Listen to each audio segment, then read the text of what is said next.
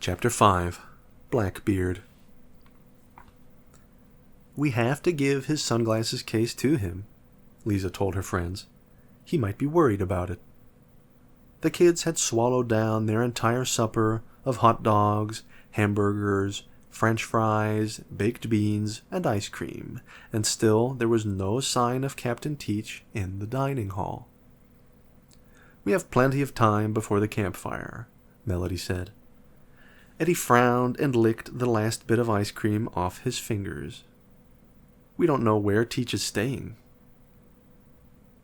"Teach is in that small cabin close to the boat dock," Carrie said as she walked past their table to put up her food tray.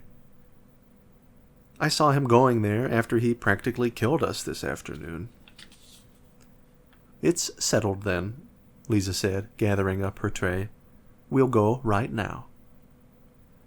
"I don't know how I ever got mixed up with a bunch of turkeys like you guys," Eddie complained as they walked down the path to the lake.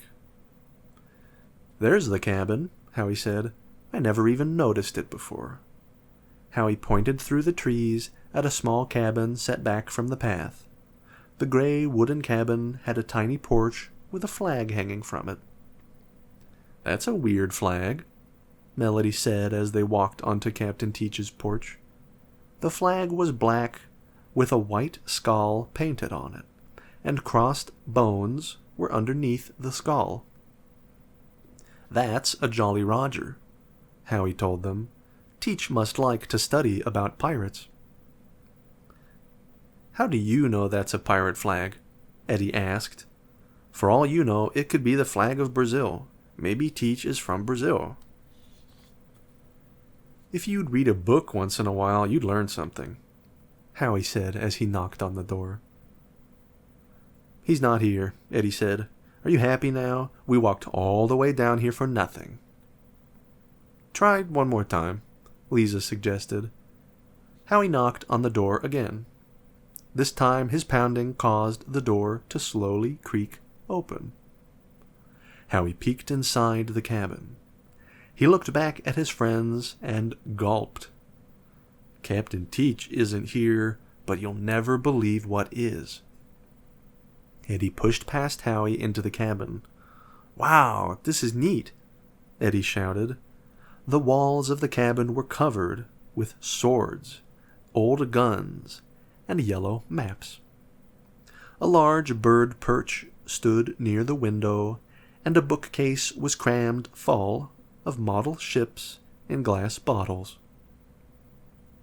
"I've always wanted one of these," Eddie said, picking up a huge ship in a bottle labeled Queen Anne's Revenge. "You'd better put that down before you break it," Lisa said. "We can just leave the case on the porch." "I don't think we'd better leave anything," Howie told them. "I have a strange feeling about all this." "What are you talking about?" Melody asked. "Let me see that map again," Howie asked Melody. She shrugged and handed over the green case. Howie carefully unfolded the old map and held it up by the window to read its strange handwriting. "You shouldn't read that," Lisa reminded him. Howie looked at Lisa and spoke very seriously. "This may be a matter of life and death. Besides, this isn't a letter. It's just a note scribbled on a map." "I guess it's okay. Can you read what it says?" Lisa asked. Howie carefully smoothed out the old, crinkled paper and tried to make out the words.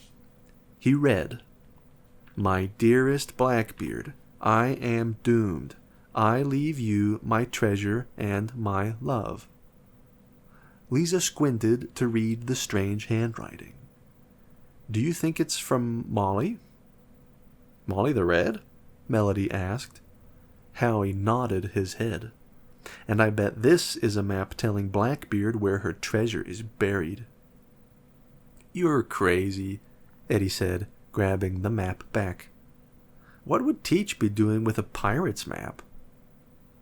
In the same book that had the pirate's flag, there was also a section about Blackbeard, Howie told them.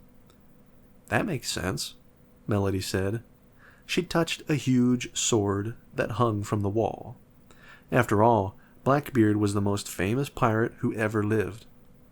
Also the meanest, Eddie agreed. Howie pointed to the ship in the bottle Eddie had held up. That was his ship. Read the name on the bottom of the label. Eddie held up the bottle to read the label in the fading light. Queen Anne's Revenge, ship of Blackbeard, Captain Edward Teach, killed 1718.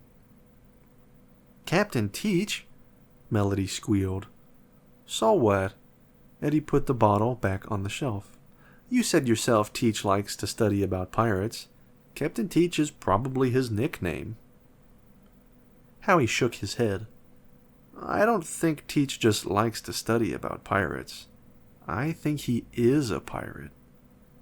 Eddie laughed out loud. Pirates lived a long time ago. There aren't any left today. Besides, who ever heard of a pirate wearing pink sunglasses? Melody said. I don't know, Lisa said. Let's just leave the case and go. We can't. Howie shook his head. We know too much. If this is a treasure map and Teach really is a pirate, we may be in a lot of danger. Danger! Danger! Squawk! The four kids jumped at the loud screech. There, perched on the windowsill, was Long-Tongued Jack.